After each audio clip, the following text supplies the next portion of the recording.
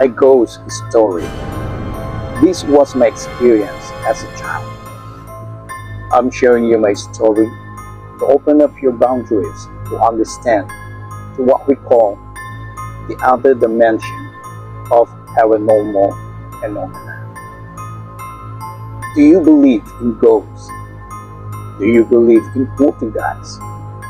Or seen a thing just move one in front of you?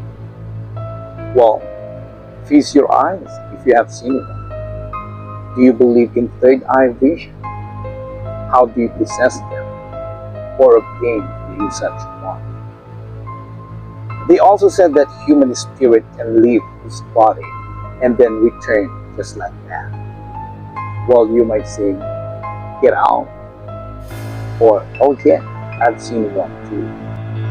All of these questions have a profound or a sensible answer that might discuss arguments from generation to generation.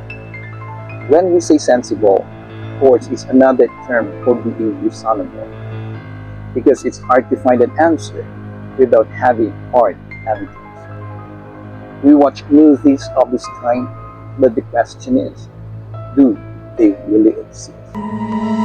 What I'm going to share to you is a story that I have been disturbed since I was 7 years younger. I wish I never had, but I take it back on second thought, because it opened my mind into another realm that everyone else is denying their existence. When we say ghost or spirit, it's only the loneliness that we feel. We feel for their presence, we cried for them, we are too grievous for their loss, and that loneliness sometimes create an image that looks exactly the same like them from a distance, because we miss them so much. My story unraveled in a cemetery. My family and I attended the funeral of a relative.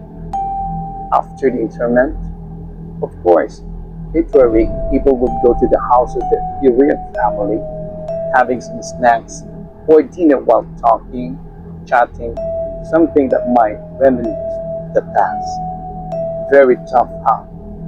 Can you imagine the emotions? Some are funny and some are sensitive.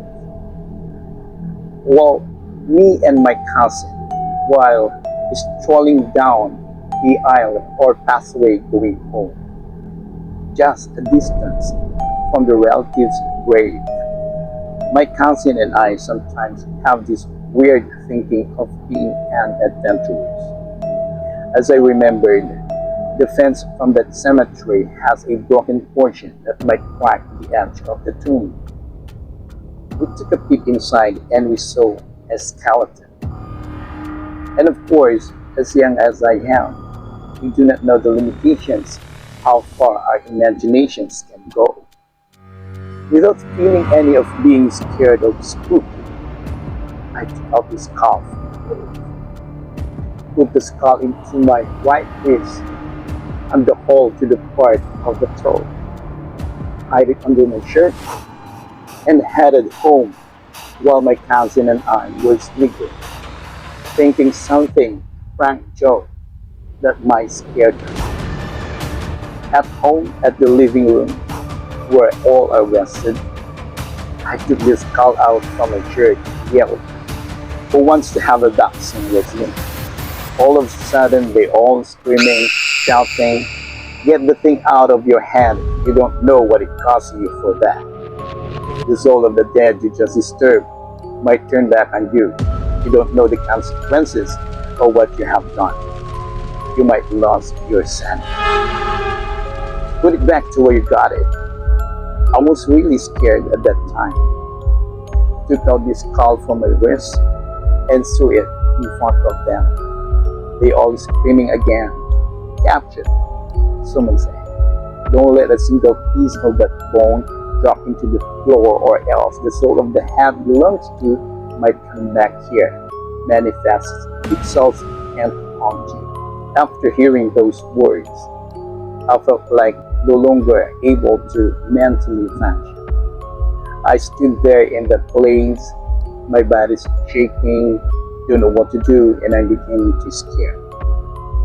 My father, who is now deceased, may our Almighty Father rest his soul, asked my cousin to return back to the skull where I took it. But I really don't know if my cousin really put back the head of the dead man from the grave where I took it. Now here comes the interesting part. That night at 10 o'clock, where everybody sleeps, and at the second floor of a house, close to the stairs, my brothers used to sleep in the foyer using a hand-woven mat. Of course, you can hear the cackling of the rooster, but instead of hearing the crows, you know what I heard? Oh yeah, you might not believe it. Every time the chicken cackles, a deep set acid voice, in a long suffering calling out my name.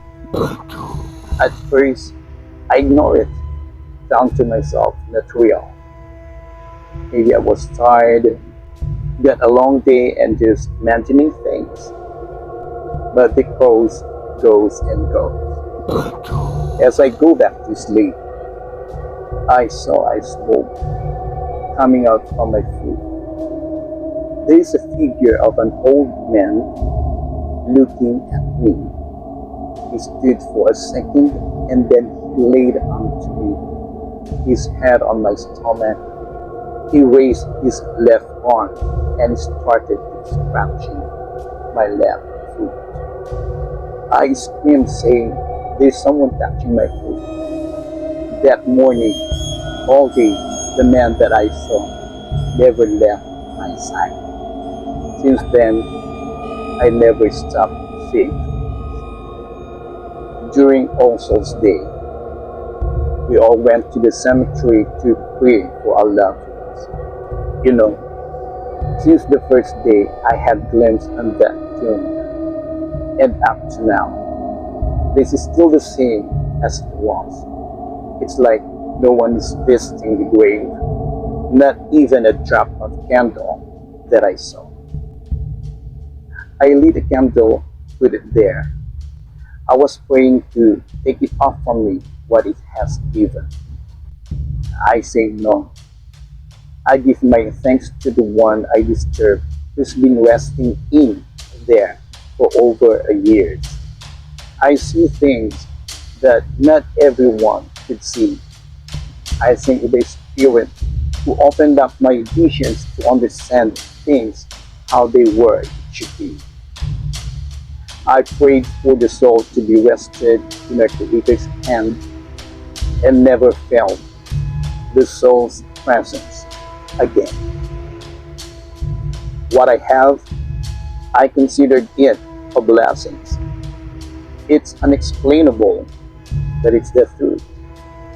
That you and I know that there are this who lives amongst us, walk with us, who needs for our prayers so that they may take the next step and follow the light and take the bridge to the afterlife.